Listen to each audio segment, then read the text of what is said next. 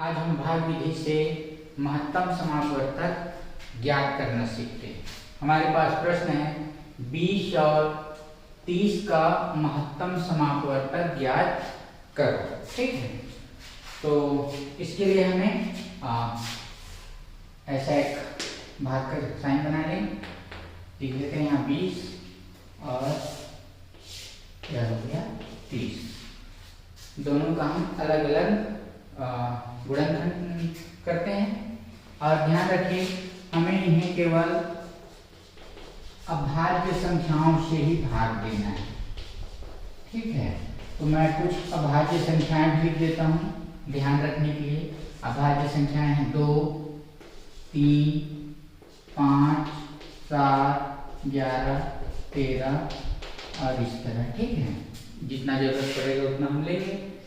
इसे इसलिए लिखा ताकि हमें ध्यान रहे कि हमें केवल और केवल इन्हीं संख्याओं से 20 और 30 को भाग देना है। ठीक है, शुरुआत हम 2 से करेंगे। 2 से नहीं जाता तो 3, फिर 5, फिर 7 और इस तरह आगे बढ़ेंगे। तो चलिए 20 को 2 से देते हैं। 2 से चला जाएगा 2 दाहम 20, पूरा पूरा भाग चला गया। क्या ये 10 भी 2 से चला जाएगा? बिल्कुल जाएगा। 2 पंचे 10, 2 पंचे 10 मिल गया। अब है 5, 5 2 से जाएगा क्या? नहीं जाएगा। तो आगे बढ़ते हैं 3 में। 3 से जाएगा क्या 5? जाएगा? नहीं जाएगा। 3 भी। अब आगे मिला हमें 5, तो 5 से 5 तो जाएगा ही। 5 एकम 5, 5 एकम 5। तो इस तरह हमें 20 के गुणनखंड मिले। वो है 2 गुणा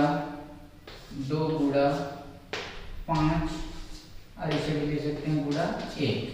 ठीक है, अगर जरूरत पड़ी तो 2 गुणा 5 गुणा 1, लास्ट में ये 1। ठीक, अब आगे 30 के साथ भी यही क्रिया करनी है। पहले हम 2 से कोशिश करते हैं। ये सम संख्या है तो 2 से विभाजित होगा।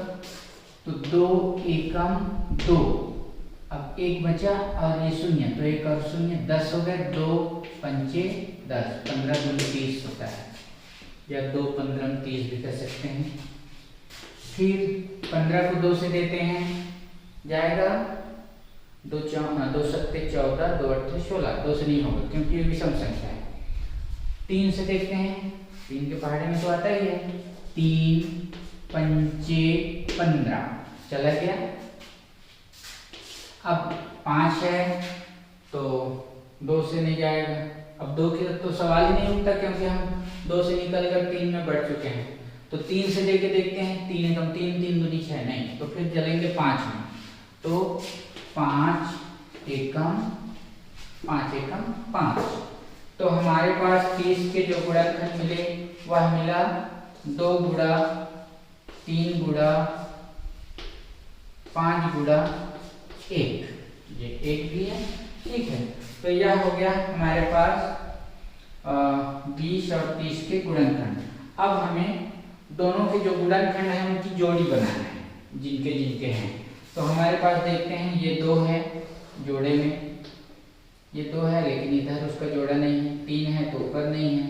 और मिला हमें 5 और ये 1 भी है। ठीक है, तो 2 5 और 1। तो अब क्या करेंगे, इस जोड़े में से केवल हम 1 लेंगे। तो लिख लेते हैं 2 इस जोड़े में से गुणा, अब अगला जोड़ा है 5 का, तो 5 गुणा 1। ठीक, तो हमें क्या मिला 1 5 और 2 गुणा कर लेते हैं। 1 पंचे 5, 5 दूनी 10, तो यहाँ मिला हमें 10। अतः यही जो 10 है 20 और 30 का महत्तम समापवर्तक होगा। अतः 20 और 30 का महत्तम समापवर्तक बराबर 10। महत्तम समापवर्तक 10। 10 वह सबसे बड़ी संख्या है या अपवर्तक है जिससे 20 और 30 दोनों विभाजित होंगे। ठीक है, छोटी तो है पर बड़ी 10 से और बड़ी कोई संख्या नहीं है जिससे यह 20 और 30 पूरी तरह विभाजित हो। तो ऐसे और भी हम सवाल हल कर सकते हैं।